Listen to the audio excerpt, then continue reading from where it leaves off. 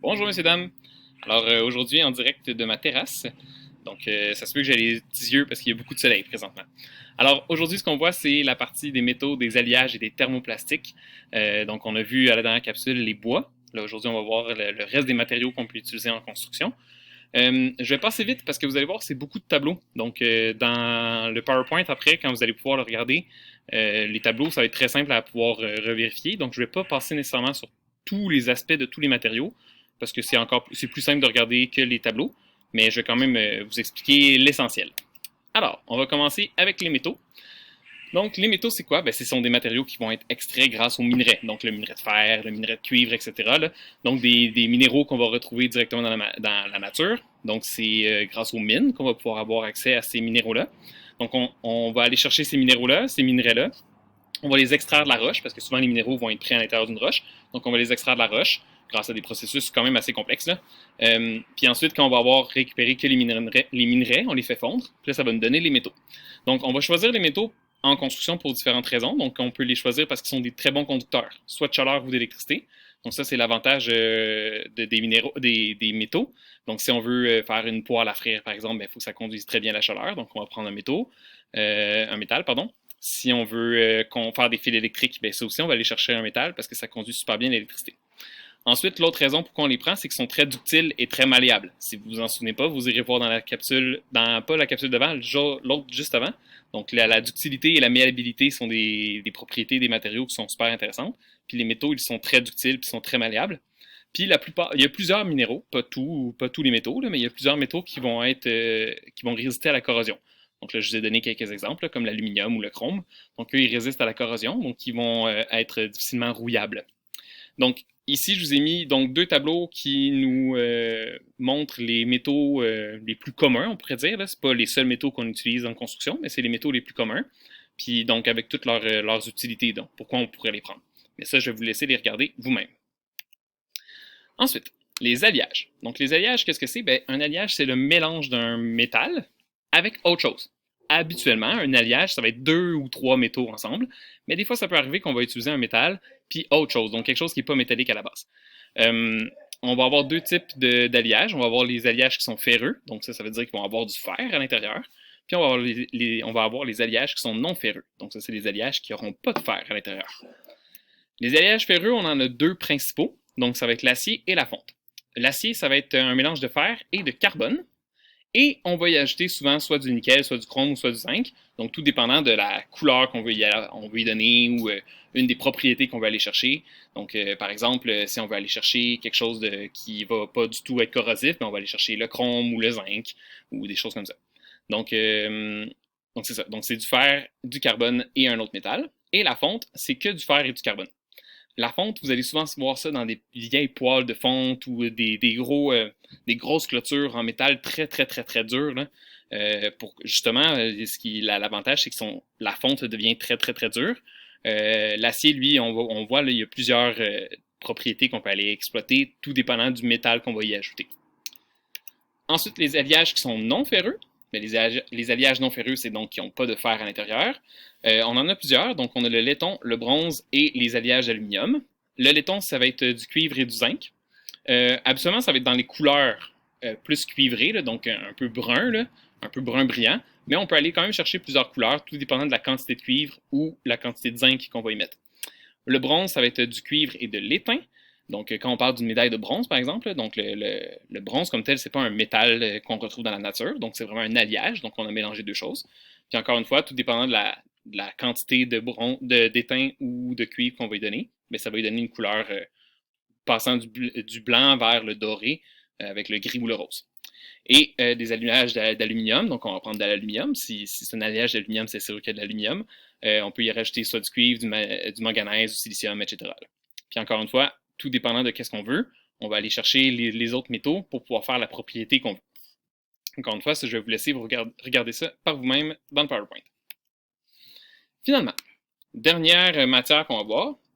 Après, vous allez voir, il y en a quand même plusieurs. Il y en a 7-8. Là. Donc, ce sont les thermoplastiques. Thermoplastique, qu'est-ce que c'est? Ben, c'est des plastiques. Donc, c'est pas juste un plastique simple. Donc, c'est un plastique qu'on va avoir chauffé. Une fois qu'on va l'avoir chauffé, il va avoir ramolli. parce qu'il va avoir ramolli, on va pouvoir lui donner une forme. Puis quand on va le refroidir, bien, il va garder cette forme-là. Donc ça, c'est l'avantage des thermoplastiques, c'est qu'on peut lui donner une forme particulière qu'on veut qu'il garde.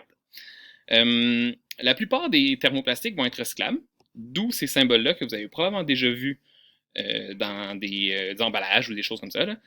Donc, la plupart des plastiques sont recyclables, puis même je rajouterais à l'infini, dans le sens qu'on peut recycler tout le temps le plastique. Donc, je l'utilise, je le jette, ben, je le mets au recyclage, ils le prennent, ils le déforment, ils refont quelque chose, je le réutilise, je le jette, ils le prennent, ils le reforment, etc. Donc, ça, on peut faire ça à l'infini, presque pour tous les plastiques. Donc, ça, c'est un gros avantage que les thermoplastiques ont, mais certains ne vont pas l'être. Donc, c'est d'où le principe du fait que les plastiques ne sont pas écologiques, c'est qu'il y en a qui ne le sont pas. Puis l'autre chose, c'est qu'un plastique, s'il n'est pas recyclé, donc s'il est jeté à la place, ben, ça prend vraiment beaucoup de temps avant qu'il se désagrège dans la nature. Donc c'est d'où la partie non écologique du plastique. Là. Le métal, si je le jette dans la nature, c'est normal. C'est pas normal. On ne devrait pas faire ça, là, jeter juste des pièces de métal dans la nature. Sauf que le métal se retrouve naturellement dans la nature, donc il va être désagrégé par la pluie, par exemple, puis il va se retrouver dans la terre, puis ça ne sera pas trop de problème. Tandis que le plastique, ça ne se retrouve pas dans la nature. C'est l'homme qui l'a inventé, puis si on fait juste le jeter, ben, ça ne se désagrège pas.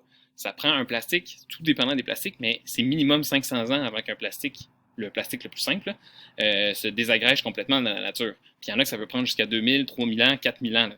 Donc c'est d'où la partie qui n'est pas très écologique. Mais si on les utilise correctement et qu'on les réutilise et qu'on les recycle, comme je le disais, sont à peu près recyclables à l'infini les plastiques. Donc ça, c'est un gros avantage.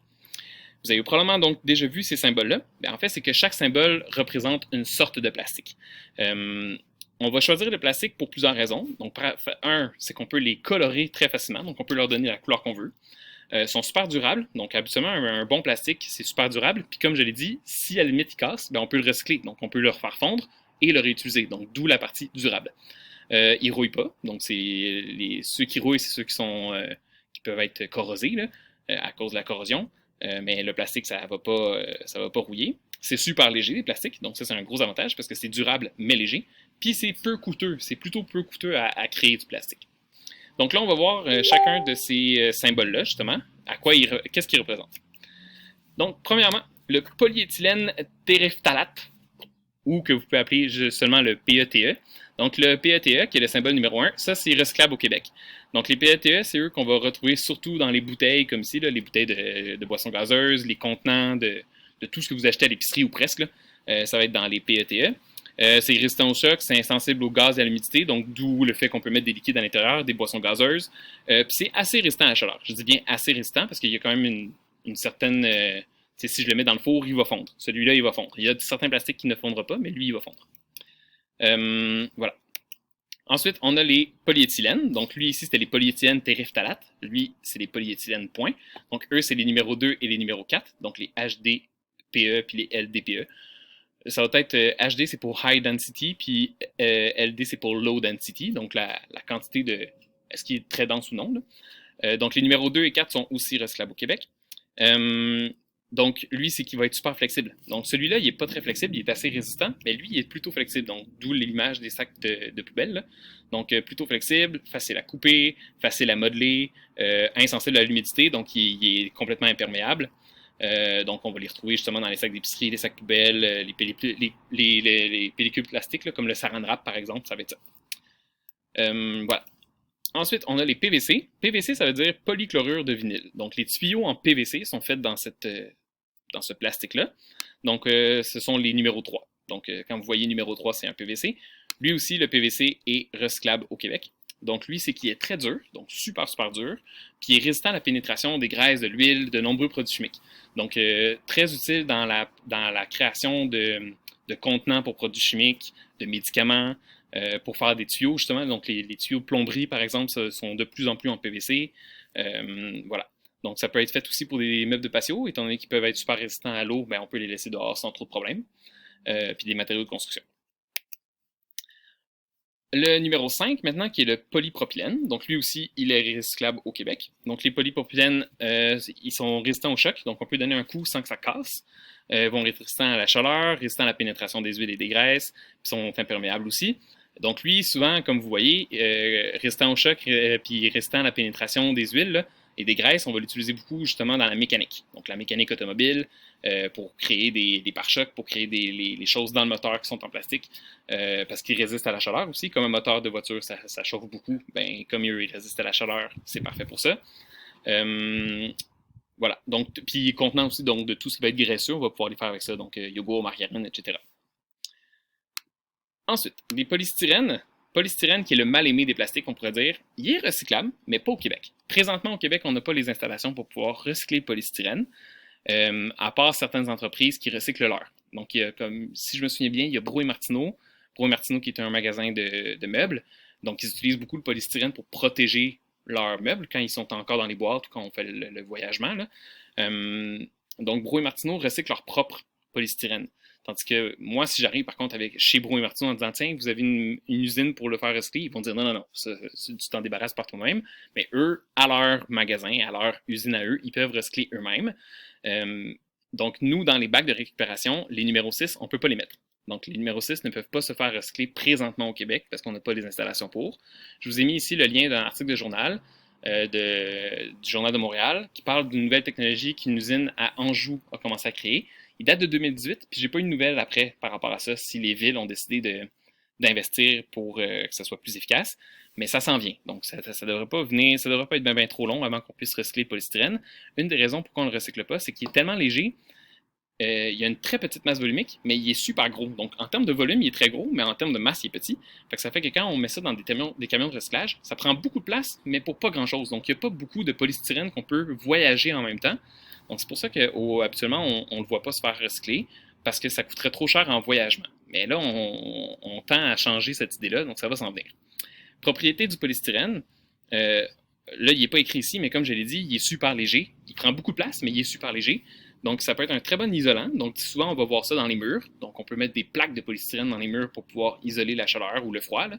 Donc, très bon l'hiver pour empêcher que le froid rentre, puis très bon l'été pour empêcher le froid de sortir de la maison. Donc, ça, c'est très efficace. Peut être utilisé sous forme de mousse. Donc, on a des polystyrènes qui vont être comme un peu sous forme liquide, qu'on va vaporiser. Puis, quand ils vont sécher, ils vont devenir solides. Donc, ça, c'est très pratique. Ou en plastique rigide. Puis, comme je l'ai dit, très léger aussi. Donc, les polystyrènes, on va beaucoup les utiliser aussi pour protéger les meubles. Donc, on les utilise dans les panneaux isolants, dans des verres de plastique, donc dans certains thermos, dans la double partie du thermos, ça va être du polystyrène qui va être là pour pouvoir isoler. Les emballages aussi, parce que ça résiste quand même bien au choc, là, ça va comme absorber les coups. Donc, ça, c'est très efficace. Et finalement, le dernier, qui est non, il en reste deux, pardon. Les polyamides. Donc, les polyamides, ça, c'est dans les plastiques de catégorie 7. Catégorie 7, c'est que c'est autre plastique. Donc, les autres avant, donc de 1 à 6, ce sont des plastiques très reconnus, là, donc qui ont une forme très connue. Mais les numéros 7, c'est que dans le fond, c'est tous les autres qui sont nouveaux. Pour le moment, on les met dans la catégorie 7. Est-ce qu'un jour, il va y avoir une catégorie 7, 8, 9, 10? Peut-être. Pour le moment, on n'en a pas inventé encore pour ça. Donc, les polyamides, c'est dans les premiers de la catégorie 7. Ceux-là sont actuellement non recyclables. Donc, la plupart des catégories 7 ne seront pas recyclables parce qu'ils sont trop nouveaux, donc on ne les connaît pas encore assez bien. Donc, pour le moment, sont non recyclables. Les polyamides, on va les utiliser beaucoup, justement, comme vous voyez, là, dans les cordes, donc cordes d'escalade, cordes de bateau. On va les utiliser donc dans le nylon. Donc, dès qu'on crée du nylon, là, ça va être du polyamide, c'est parce que c'est élastique. Donc, on peut créer des vêtements aussi avec ça. Super pratique. Puis c'est absorbant, donc ça absorbe beaucoup l'eau. Donc, encore une fois, dans les vêtements de sport, par exemple, ça va être beaucoup ça qu'on va pouvoir utiliser. Et finalement, le dernier qu'on voit aujourd'hui, qui est l'acrylique. L'acrylique en général, ou le nom très scientifique, le polymétaacrylique de méthyle. Lui aussi, présentement, il est non recyclable, ni au Québec, ni ailleurs dans le monde. Là, on ne peut pas le recycler. Son avantage à lui, c'est qu'il est très rigide. On peut lui donner une coloration très variée. Donc, on l'utilise beaucoup dans des choses qu'on veut que ce soit très dur et très solide. Donc, dans des bols, dans des enseignes, comme ici, dans l'image qu'on voit dans des prothèses dentaires, donc dans des dentiers, on va utiliser beaucoup ce plastique-là. Mais présentement, il est non recyclable. Alors voilà, donc c'est terminé pour cette capsule-ci. Donc, je vous demanderai de faire les pages 302 et page 303, numéros 5 et 6 de votre cahier. Bonne fin de journée!